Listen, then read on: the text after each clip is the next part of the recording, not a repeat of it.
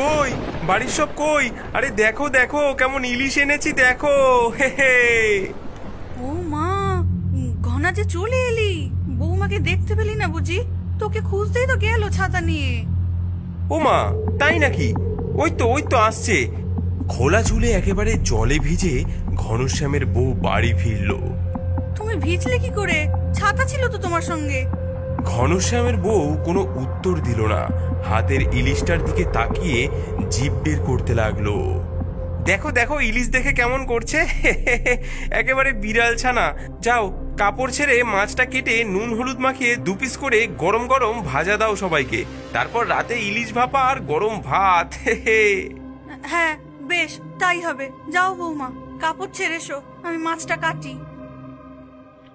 মা মা, ইলিশ ভাজা হলো, আমাদের দাও না আগে, দেখেই খুব খিদে পাচ্ছে। হ্যাঁ মা, এই নাও বাটি, দাও আমাদেরকে।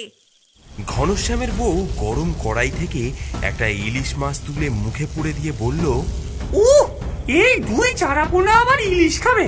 যা দূর হ এখান থেকে, দূর হ বলছি। দাও না মা, দাও না। দাও না মা, দাও না। তবে রে, যাবি কি না তোরা? না, তুমি কেন সব মাছ একা একা খেয়ে নিচ্ছ? হ্যাঁ, ও তবে রে, 1.5 ফুটের ছেলে তোর কথা। আমি 1.5 ফুটের ছেলে নই, মিস্টার ঘনশ্যামের ছেলে। আবার মুখে মুখে তর্ক? তবে রে বেটা।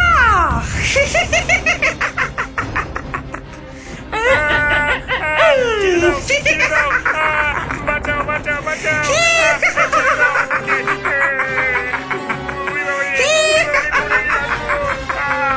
ছেড়ে দাও ছেড়ে দাও। কি গো, মাছ ভাজা হলো? ঠাম্মি ঠাম্মি, মানা পেতনি হয়ে গেছে। ছি দিদি ভাই, অমন বলতে নেই।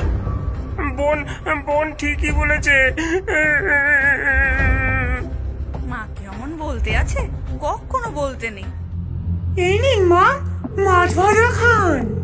এই তো বৌমা, এসো। তোমার শ্বশুর মশাই বেঁচে থাকলে আজকে কত মাছ খেতেন দেখতে। হ্যাঁ, আর সঙ্গে গানও শোনাতেন।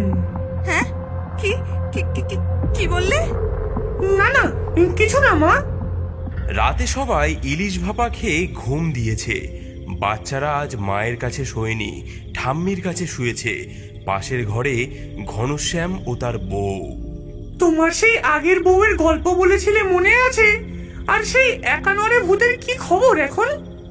হঠাৎ এই প্রশ্ন? জানি না, বহুদিন কথা নেই। ও আচ্ছা, ঘুমাও এখন। রাত গভীর। হঠাৎ ঘনশ্যামের ঘুম ভাঙলো। সে দেখলো তার স্ত্রী পাশে নেই। হ্যাঁ, কই গেলে গো? কি গো? ঘনশ্যাম উঠে গিয়ে পাশের ঘরে যেতেই তার চোখ কপালে উঠল। একজন স্ত্রীলোক জানলার ওপাশে দাঁড়িয়ে, তার চোখ দুটো জল জল করছে। অন্ধকারে মুখ চেনা যাচ্ছে না। হাত দুটো লম্বা করে তার মায়ের গলা টিপে ধরেছে। হ্যাঁ, এ কি কে ওখানে? হ্যাঁ, ছেড়ে দাও বলছি, ছেড়ে দাও। হ্যাঁ, তবে রে। ওরে বাবা রে। মা, তুমি কি ঠিক আছো? হ্যাঁ হ্যাঁ বাবা, একটু জল দে, আর একটু হলেই তো একেবারে প্রাণে চলে যেতাম। হ্যাঁ, এক্ষুনি দিচ্ছি মা। ঘনশ্যাম কুজো থেকে জল ঢেলে জলের গেলাস এগিয়ে দেয় মায়ের দিকে। কি হয়েছে গো? কি হলো মা? তুমি কোথায় ছিলে এতক্ষণ? আমি তো শৌচে গেছিলাম, এখনই এলাম। ও ঠিক আছে, শুয়ে পড়ো তুমি। মা, আমি জানলা দিয়ে দিচ্ছি।